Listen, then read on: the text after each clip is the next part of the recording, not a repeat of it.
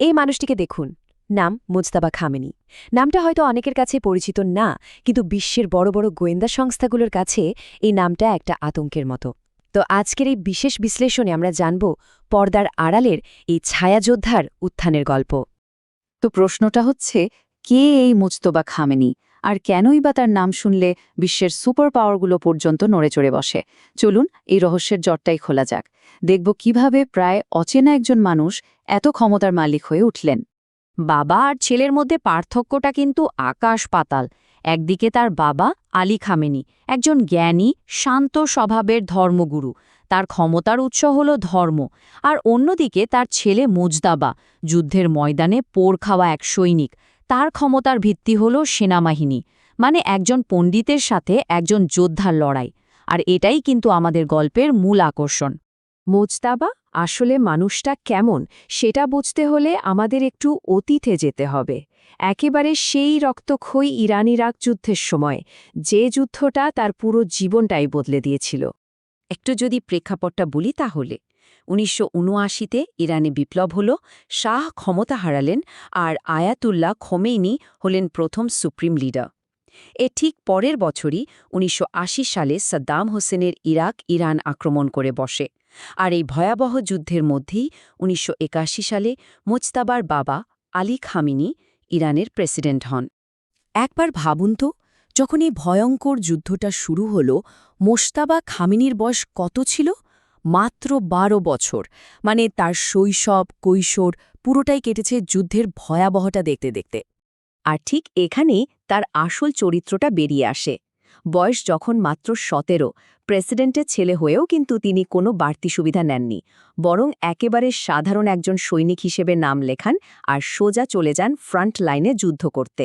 এই একটা ঘটনায় কিন্তু তার পরিচয়টা চিরদিনের জন্য বদলে দেয়। এরপর সময় গড়াল, তার বাবা হলেন সুপ্রিম লিডার, আর মোজতাবা পর্দার আড়াল থেকে নিজের ক্ষমতার ভিতটা পাকা করতে শুরু করলেন। চলুন দেখি এরপর কি হল। তো ১৯৮৮ সালে যুদ্ধ থামল। এর কিছুদিন পর আয়াতুল্লাহ খোমেনি মারা গেলেন, আর তখন আলী খামেনি ইরানের নতুন সর্বোচ্চ নেতা হলেন। ব্যাস, রাতারাতি মুজতবা হয়ে গেলেন ইরানের সবচেয়ে ক্ষমতাধর মানুষটার ছেলে।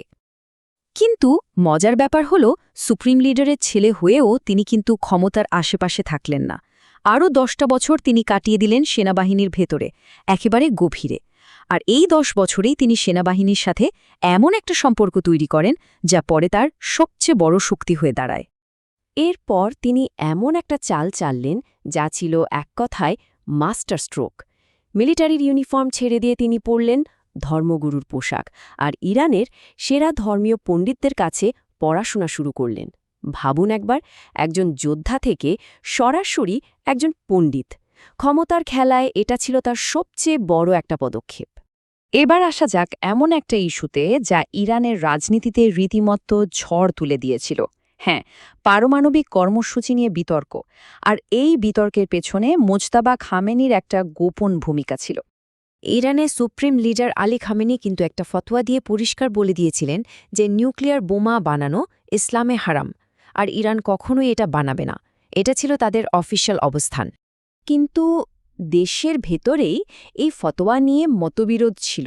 অনেকেই ভাবতেন নিজেদের বাঁচাতে হলে পারমাণবিক বোমা দরকার, কারণ আমেরিকার আক্রমণ যে কোনো দিন হতে পারে।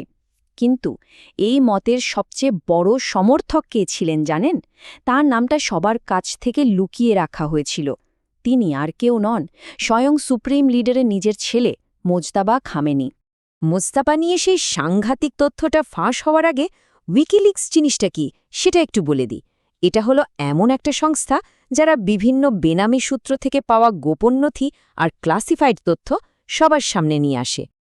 তো উইকিলিক্স প্রায় ২০ বছর পুরানো কিছু গোপন নথি ফাঁস করে দেয়, যা ছিল এক কথায় বোমার মতো। সেখানে কি বলা ছিল? বলা ছিল মোজতাবা ইরানের সবচেয়ে ক্ষমতাধরদের একজন। সেনাবাহিনী আর গোয়েন্দা সংস্থা সব কিছুর উপর তার অঞ্চম প্রভাব। তাকে একজন সক্ষম এবং শক্তিশালী নেতা হিসেবেও বলা হয়েছে। শুধু তাই না, এটাও ফাঁস হয় যে নিউক্লিয়ার প্রোগ্রামের সাথে তার সরাসরি যোগাযোগ আছে। আর সবচেয়ে বড় কথা, প্রায় ২ দশক আগে থেকেই তাকে পরবর্তী সুপ্রিম লিডার হিসেবে ভাবা হচ্ছিল। এবার আমরা একটা সম্ভাব্য ভবিষ্যতের দিকে তাকাব। এটা যদিও পুরোপুরি অনুমান, কিন্তু সূত্রগুলো বলছে এমন একটা নাটকীয় পরিস্থিতি তৈরি হতে পারে যা মোজেতাকে সোজা ক্ষমতা শীর্ষে নিয়ে আসবে। এই কাল্পনিক কিন্তু ভয়ঙ্কর পরিস্থিতিতে ধরুন একটা আক্রমণ হলো, আর সেই আক্রমণে মাত্র কয়েকদিনের মধ্যে মোজতাবা তার বাবা, মা, স্ত্রী, এমনকি তার একমাত্র ছেলেকেও হারালেন।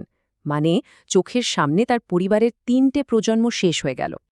এই ভয়ঙ্কর ট্র্যাজেডির পর যখন তার পরিবারে আর কেউ রইল না, তখন ইরানের সাধারণ মানুষ এমন একজনকে খুঁজবে যে এই কঠিন সময়ে দেশকে নেতৃত্ব দিতে পারে, দেশকে বাঁচাতে পারে। আর সেই একজনই তখন থাকবেন মুজতাবা। কিন্তু মোজতাবার এই ক্ষমতায় আসাটা আন্তর্জাতিক মহল কিন্তু মোটেও ভালোভাবে নেবে না। যেমন আমেরিকার প্রাক্তন প্রেসিডেন্ট ডোনাল্ড ট্রাম্পের এই কথাটা শুনলেই বোঝা যায়, তিনি সাফ বলে দিয়েছেন, মোজতাবা খামেনি সুপ্রিম লিডার হলে আমরা এই সিদ্ধান্ত মানব না। মানে তার নেতৃত্ব কতটা ঝুঁকিপূর্ণ আর বিতর্কিত হবে তা বোঝাই যাচ্ছে। বাইরে থেকে যত চাপই আসুক না কেন, দেশের ভেতরে কিন্তু তার সমর্থন ছিল 100%। অ্যাসেম্বলি অফ এক্সপার্টস, মানে যারা নতুন নেতা নির্বাচন করে, তারা শেষ পর্যন্ত সবাই মিলে তাকে নতুন সুপ্রিম লিডার হিসেবে বেছে নেয়। মানে দেশের ভেতরে তার অবস্থান কতটা শক্ত সেটা এখান থেকেই পরিষ্কার।